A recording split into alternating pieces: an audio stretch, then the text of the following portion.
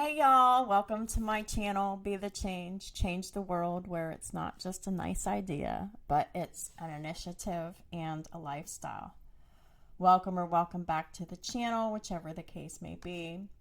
I am glad that you're here. So this isn't going to be a reading. I really thought that I should take some time to explain narcissistic personality traits. So I am going to talk about my experiences and the things that I've learned from my experiences and from research after the experiences that I have had throughout my entire life about individuals who have narcissistic personality traits.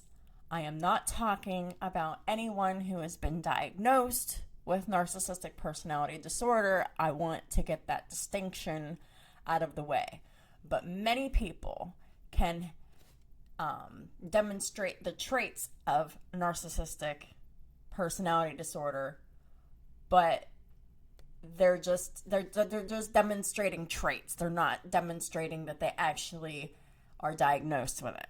So I just want to get that distinction out of the way. The second distinction I want to get out of the way is that I am not a licensed psychologist in any way, shape, or form. I'm just talking about my personal experiences and what I've learned after my experiences about these traits. Okay? I'm talking about this in a very broad sense. I'm not talking about it in a clinical sense. I'm talking about it as an adjective, as a descriptor, but I'm not talking about it as an actual diagnosis.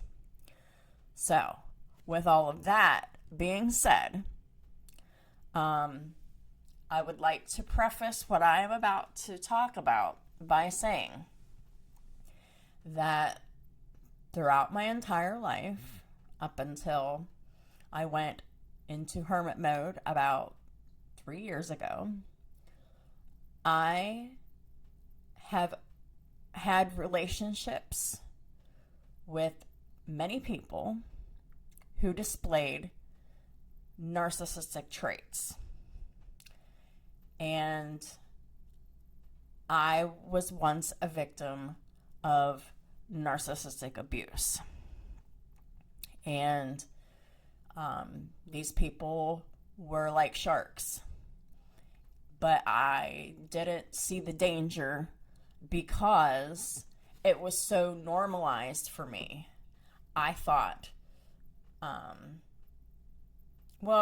really thought that I could trust these people, right? Because these people were my family. These people were my friends. These people were my boyfriends, my lovers. I had a couple of husbands, and they all had these traits. And so this really just showed me, because like at first I was confused. I was confused how all of these people could show these specific traits to me, but they weren't in cahoots with one another. Many of them didn't even know each other because, with my friend group, like my friends didn't know my friends.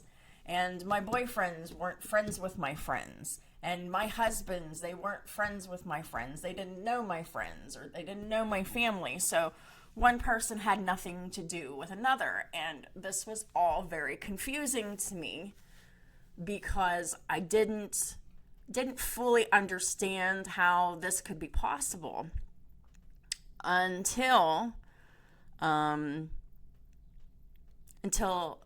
the movies The Matrix came out. And it wasn't even immediately after the Matrix trilogy came out, but it was after some critical thinking after these movies came out that these movies really aren't as fictional as they would like you to believe. And so one day, I think this was probably about 2 or 3 years ago, after I went into isolation, into hermit mode, and I isolated myself from everybody I ever knew because no one was treating me with any kind of reciprocity or fairly in any kind of way, shape, or form.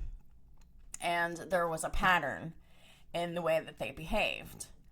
And I finally started noticing this pattern and how these narcissistic personality traits were very similar to the Mr. Smith program that is demonstrated in the movies The Matrix. All of them. So, then I noticed that there was a lot of personality traits that I actually felt with, like, with Neo's character. Like, I actually related to his character in a way that was so deep and profound that I didn't truly understand just how deep and profound it really was at first. But as I started thinking about this more critically, from, applying it to,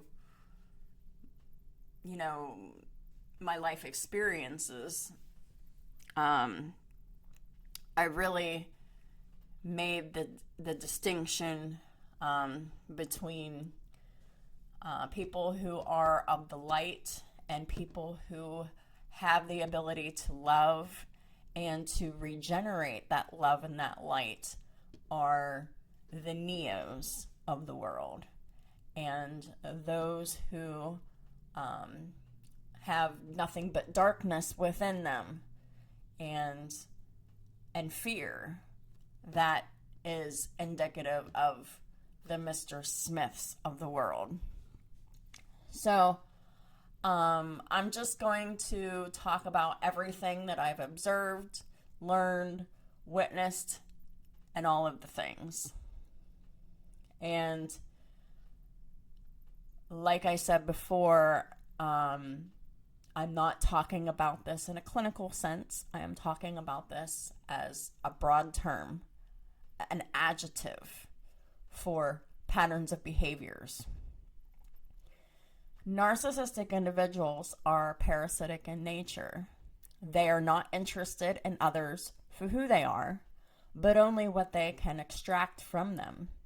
Specifically, the energy and validation needed to fuel their own ego and their inflated self-esteem. Their relationships are never truly about love, happiness, or mutual connection. Instead, they revolve around control, domination, and manipulation. Narcissists use lust, deception, and emotional entanglement as tools to get what they want, not because they care, but because they must feed their insatiable need for attention and power. These relationships are built on survival-based codependency. Narcissists cannot generate their own emotional or spiritual energy, so they rely on others as their source. When a new source is depleted or no longer available, they often return to old ones. It's a behavior known as hoovering. This act of desperation is not rooted in affection, but in their inability to self-sustain. They often seek out sexual contact or emotional intimacy, not for connection, but to absorb the energy that they crave. Despite this, they are only partially aware of what they're doing and largely unconscious of why they do it. They lack the inner insight to recognize their behavior because they're so externally focused, constantly looking at others instead of turning inward.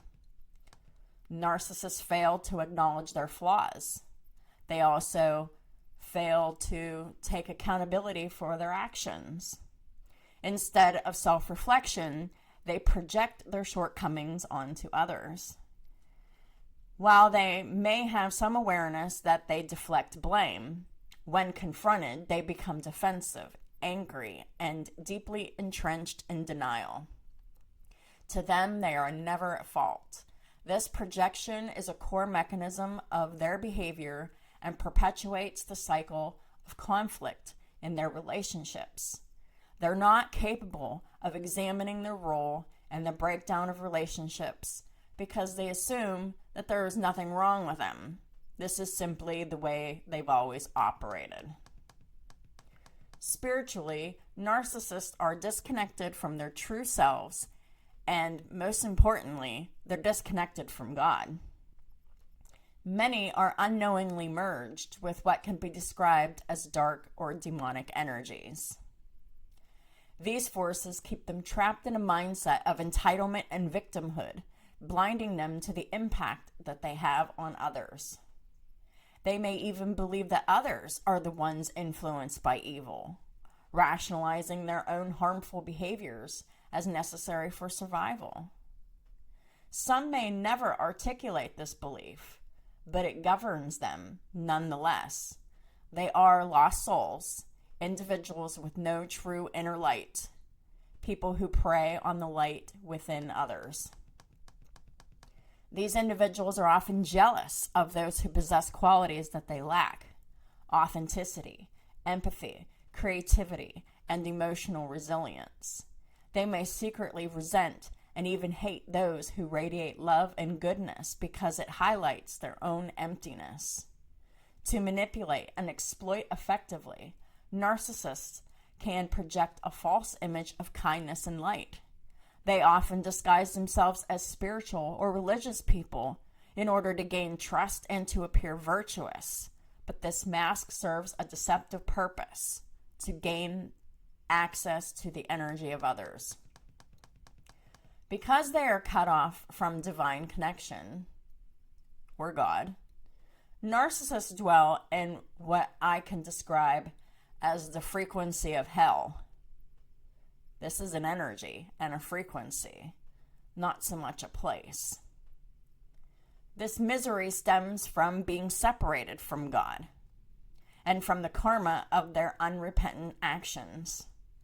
Yet they rarely, if ever, look inward. They are too focused on how others have wronged them to see how they themselves mistreat others.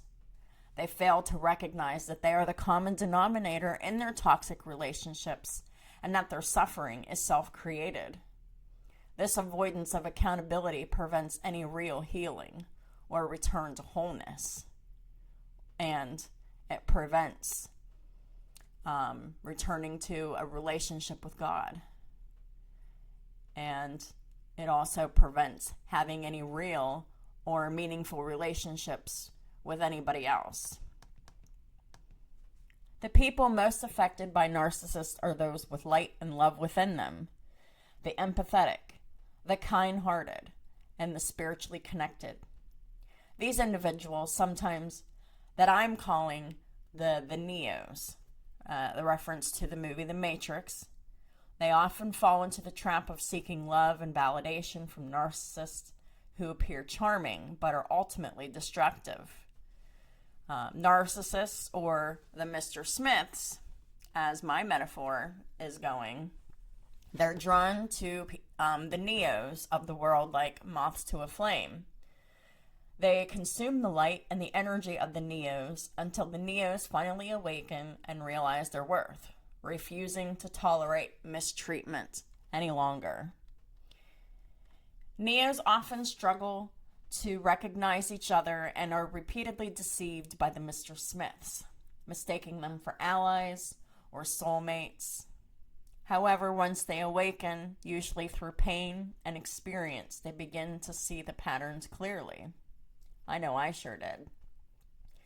They recognize the narcissists in their lives for what they truly are: energy vampires, not lovers, not family, not friends, not anybody else. This awakening is essential for healing and spiritual growth. It is the only way for Neos to break free from the cycle of abuse and reclaim their power. While some Mr. Smiths may eventually find their way back to the light through deep introspection and transformation, sadly, many will not. They are too fixated on external validation, too unwilling to look within, and they're too separated from God. Often they continue masquerading as righteous or enlightened individuals, manipulating belief systems in order to control others.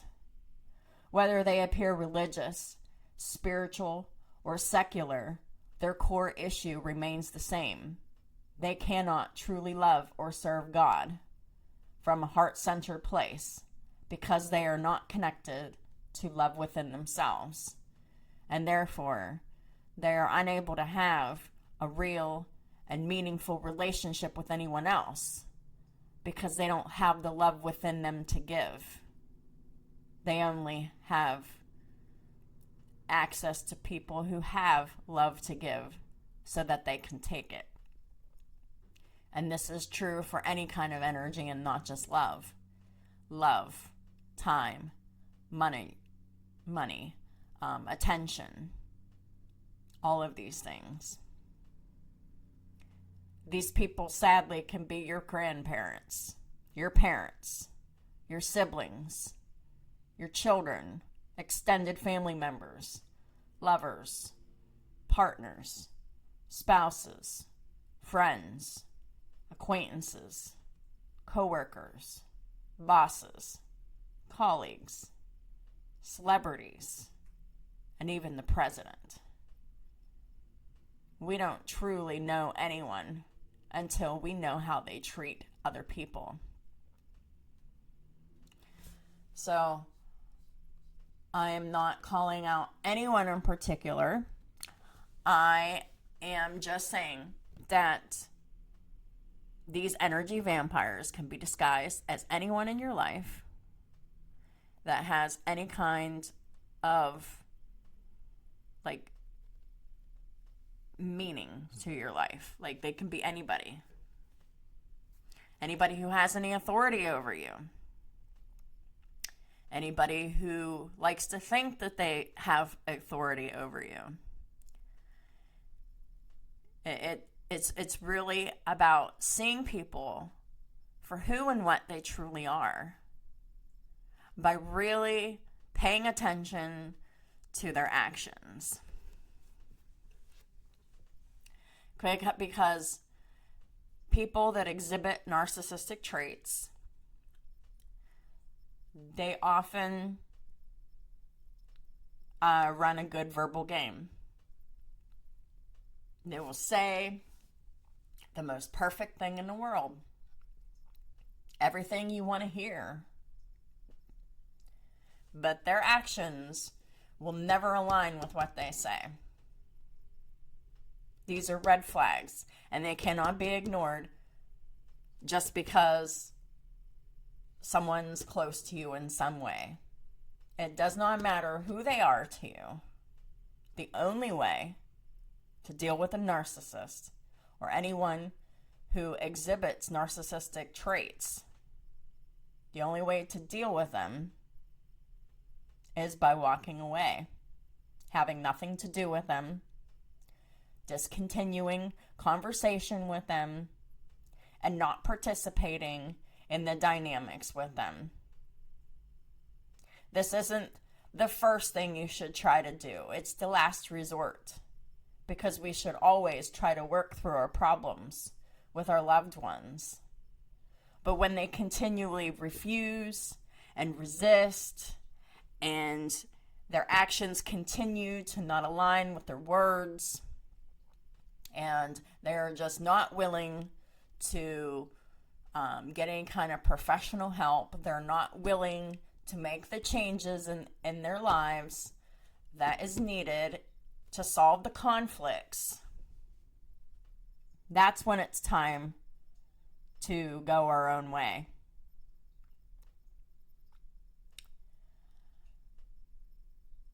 It's a very difficult decision to make, especially if you really love and care about the person. But in order for us to live a happy, productive, and peaceful life, we cannot keep these individuals in our lives. No matter how big or small, any kind of opening for them to come in and cause chaos in our lives, it can't be allowed. These people start constant drama where there isn't any. These people are constantly deceptive, manipulative, and they're people that will betray you. They're the most selfish individuals on the planet. And a lot of times these selfish individuals will pretend to be the most selfless individuals ever. They will pretend that they are nice and kind and benevolent and selfless. They'll pretend that, they're a martyr in order to gain something that they want. These people portray themselves to be victims most often, when they themselves are not the victims, but they're the perpetrator, because they weaponize fear. They weaponize love in such a way that can leave people trapped and helpless and just at a complete loss as to what they can actually do. The victim of the narcissistic person who has these traits, I'm not talking about clinically, I'm talking about in general. The victims are left to suffer in silence. They're gaslit to believing that it's all in their head or it's all their fault. They are programmed to believe that they're the ones that are at fault, while the person who is weaponizing fear and shame and guilt and love, all for their personal gain and their personal benefit, while they just go ahead and wreak havoc in the victim's life, while the victim's miserable and helpless, and oftentimes the victims are left without any kind of resources. So who are they going to ask for help? They don't have anyone else to help them. So they take help from the hands that are of the people that are mistreating them, abusing them, exploiting them for everything that they can do or give or whatever. It's really insidious how there are so many people who act this way, and they take the guise of people you trust the most, and then come to find out that you don't really know anybody at all. Even someone you think you know your whole life, you don't know them. Not whenever their words and their actions are not aligning with each other. I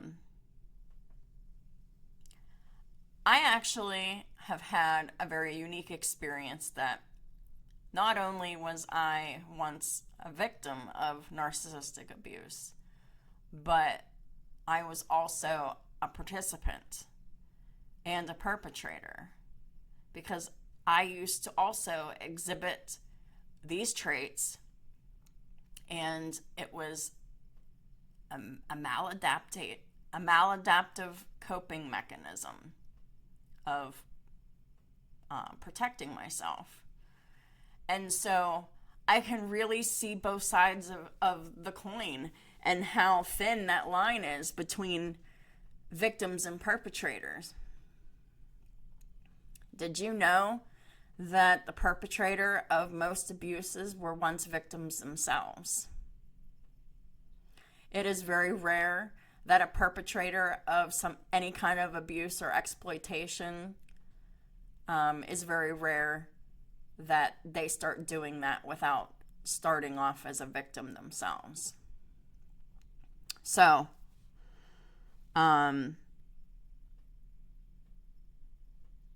it's really easy to cross that line once you've been victimized and programmed and conditioned in that type of a lifestyle.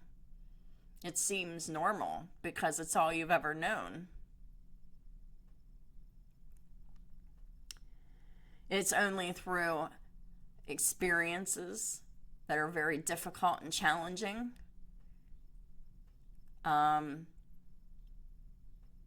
having people treat you the same way that you treat others and vice versa, and through learning about what healthy relationships are supposed to be. And until someone is able to really experience the same kind of behavior given to them as they've given to others, and until they've really experienced learning how to have healthy relationships with other people, they're just oblivious, and they'll continue engaging in this behavior, and most of it's very unconscious, and it's very survival based. It's parasitic. It's behaviors that serve a perceived need, whether that perceived need is real or imagined. And it's really challenging and difficult for me to talk about this, because it has really, really affected me. But worse than that, I am sometimes, whenever I'm talking about this, I am reminded of the times where I have hurt people too. I'm not innocent in this. I got a taste of my own medicine. That came later. And I really had to learn how to take accountability for my actions, because the core issue of those that have these narcissistic traits, they have these secret insecurities within themselves that they don't want to admit to anyone that they have.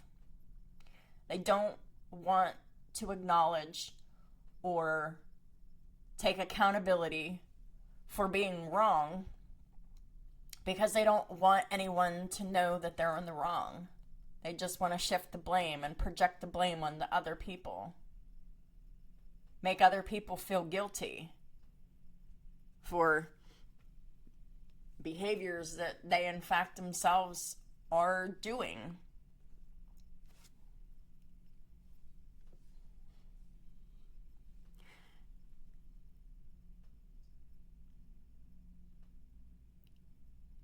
This kind of abuse and exploitation really hurts. It hurts me that it happened to me, and it hurts me even more that I have hurt other people in the same exact way that I was hurt in. It's mental and emotional abuse. It's not fair. No one deserves it. There are so many people out there in the world today that are feeling trapped in their relationships because they don't have anywhere else to turn to. They think it's normal, so they just get used to it, and they take it. And every time that they take this emotional and mental abuse and exploitation, it really just takes a little piece of your soul away until you have no emotions left. When you don't have the ability to really love yourself, and you don't whenever you're a victim of narcissistic abuse, you don't love yourself, because the people who are mentally and emotionally abusing you, they make sure that they pound that out of you before you even realize that you never even had it at all.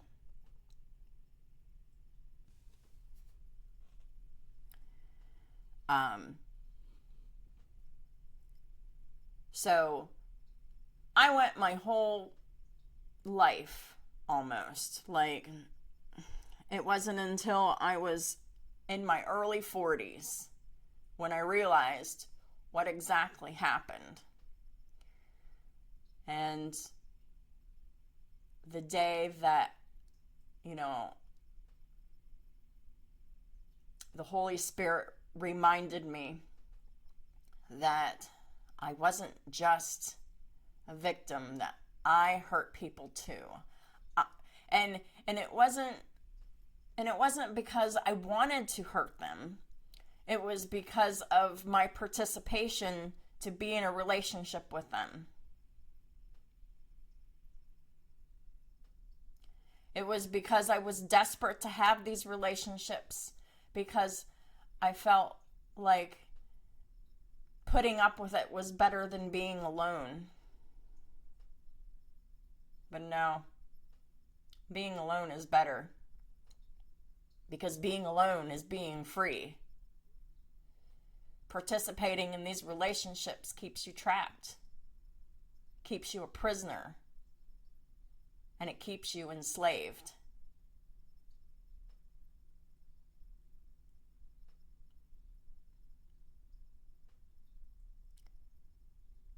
So the only way to set yourself free is to assert your independence. Do what it is that you need to do to take care of yourself without them. Because if you're depending on them, they'll only give you the bare minimum, and they will continue to beat down your self-value, your self-worth, and your self-esteem, and continue to erode it until you ain't got anything left.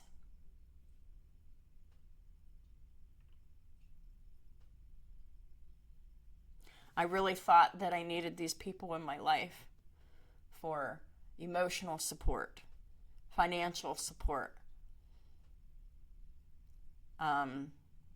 someone to help me pay my bills, help me pay my rent. But the exploitation and the abuse that they would put me through was never worth what little bit of help I was getting, if any. This is completely damaging to your self-esteem, your self-value, and it's completely damaging to your psyche.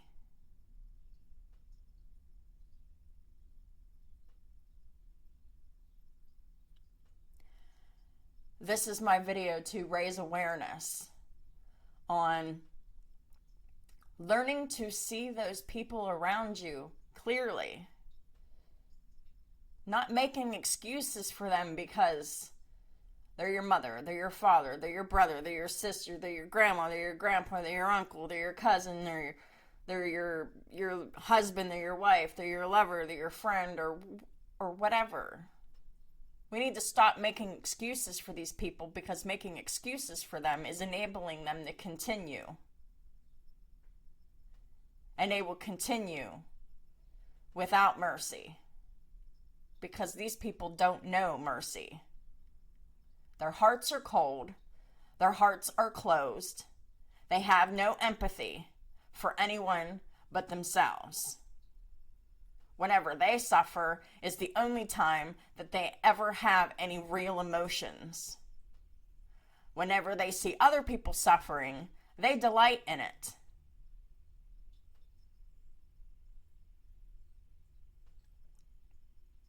They enjoy seeing other people suffer. It feeds their ego, gives them a sense of power and domination.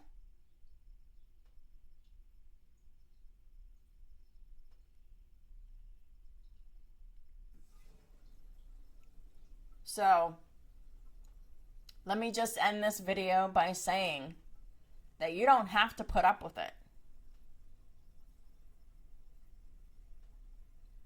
It could be your child.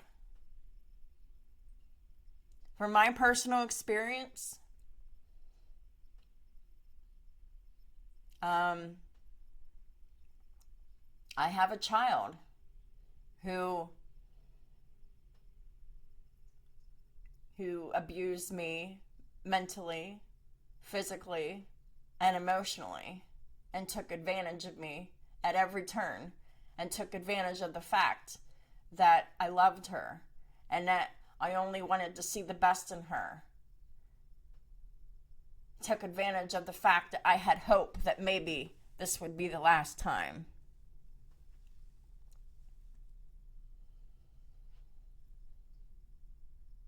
I had a mother.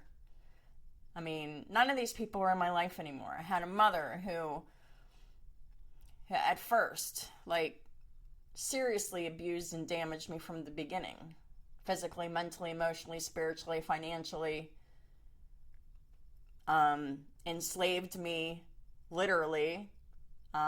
Forced me to do all the housework, take care of her kids, and do this and do that. So to make her life easier, so she wouldn't have to do that much. I mean, she really did the bare minimum in life and still does. To this day. She ruled over me with fear as a child, and as I grew up, when she noticed that fear and intimidation was no longer working, she would use shame. She would use religious abuse, like, honor your mother. Do what I say. That's not what the scripture means, but that's how it was manipulated to me. And if I wanted to please God, I had to do whatever my mother told me to do. Right or wrong, good, bad, or indifferent.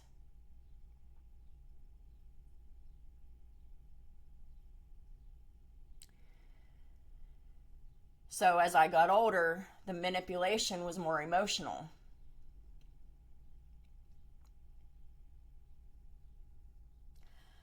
My father was never there, never took accountability for never being there. Blamed us kids for not trying to get a hold of him, but every time we would try to get a hold of him, he would be like, well, I'm busy, call me back. Every time. So what's the point? One time I called my dad and I said, how you doing? What's going on? What's new? Type of thing. And immediately he got nasty and he's like, what do you want? And I said, nothing, I just want to talk. I just want to spend time with you. And he's like, well, I don't have time for that. I thought you wanted money, which I don't have that either. And then he said, call me back some other time, and basically hung up on me. So that was a dead-end relationship. All of my relationships that I ever had up until 3 years ago were one-sided relationships where I was overgiving and overdoing, and I was serving them hand and foot, right, left, and center. And I wasn't getting anything back. I wanted approval. I wanted acceptance. I wanted love. I wanted attention. But sadly, it never happened. And if it did, it was negative attention. It wasn't the attention that I wanted because it was abuse, belittlement, mistreatment, exploitation.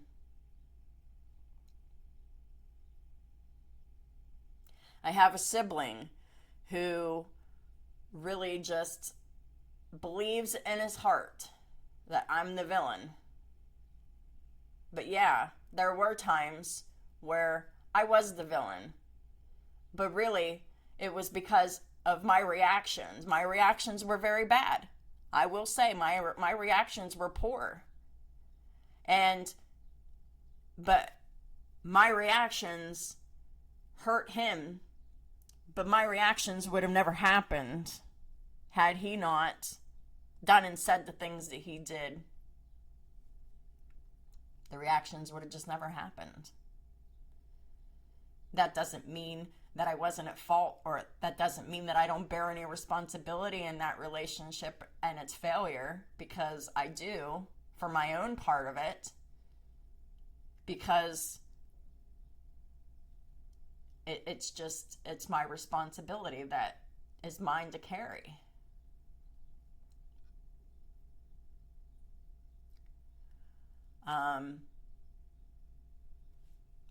I could just go on, but all of these people always wanted something from me. Whether it was something that I could do, whether it was something that I could say to feed their ego, or whether it was something that they wanted me to give to them. They always wanted something from me. There was always a requirement. There was always something that I had to do in order to be in a relationship with them.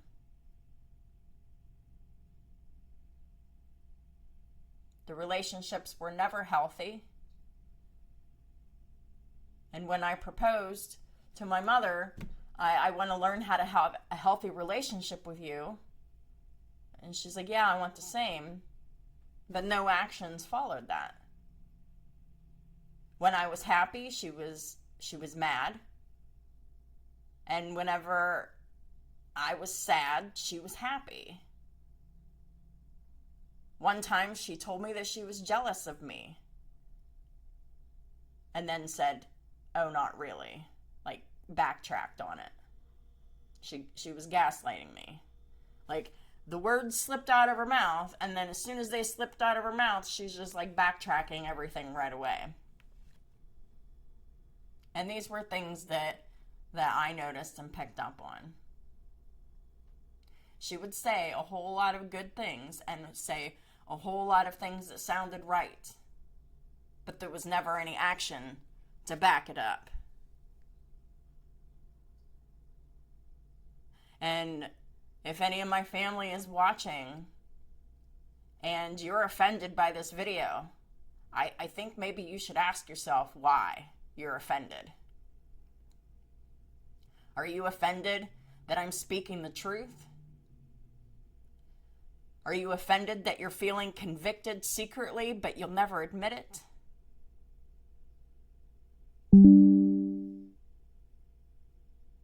It doesn't matter. The only important thing is speaking the truth and raising awareness and helping other people to see the people in their lives that have narcissistic traits, who mistreat them. I'm just taking my experiences and using them as a teaching tool to help other people free themselves from this insidious abuse and exploitation.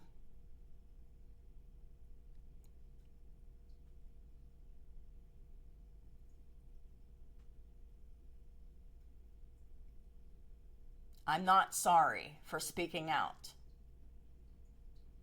I'm not sorry for telling the truth. But what I am sorry about is the fact that I once protected my abusers. I am sorry that I enabled my abusers and people who exploited me.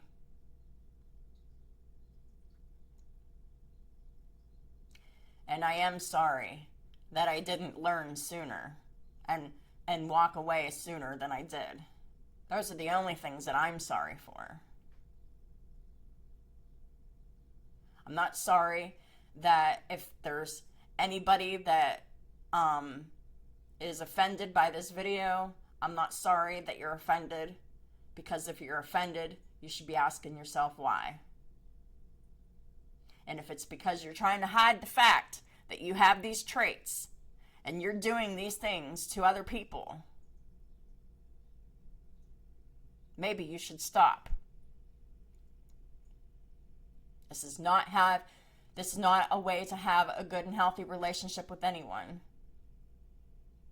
And no one has the right to treat anyone like this. Not me, not anybody.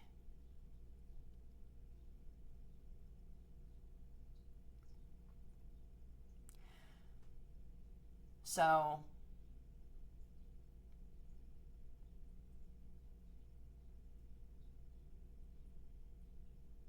this was a very important video that needed to be done.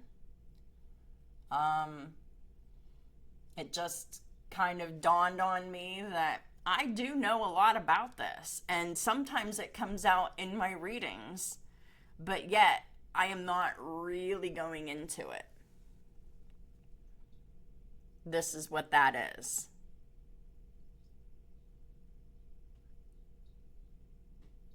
So if there's anybody out there who is being treated this way, there is help. Just reach out to the right people who can help you. If you need any kind of support or guidance through this, please email me. I will support you in any way that I can. I will give you pointers on what you can do, who you can reach out to for help. Because regardless of how you may feel, you're not alone. I felt alone for so long. Alone in my despair, alone in my suffering, alone in my pain, while I continued to deal with these people who were merciless to me.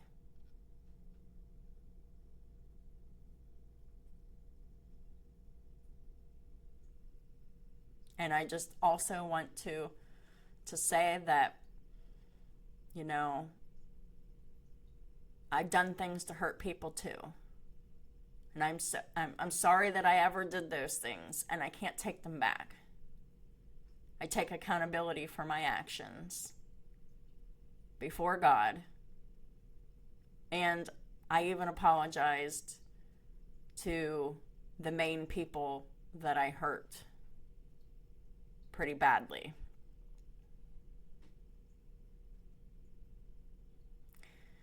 Accountability is important in relationships. And whenever there's only one person taking accountability in relationships and the other one is just blaming and shaming and guilting and all of those things, you're in the wrong relationship. No matter how that person is related to you.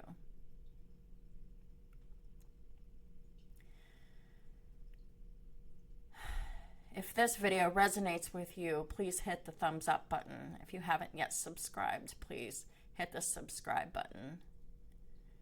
If you have anything to say about anything, please leave a comment. If it's abusive, I'm going to delete it. I encourage anyone to reach out in any way, shape, or form. If you feel like you need some kind of support, reach out. Thank you for supporting my channel in all the ways that you do. And I'll talk to y'all soon.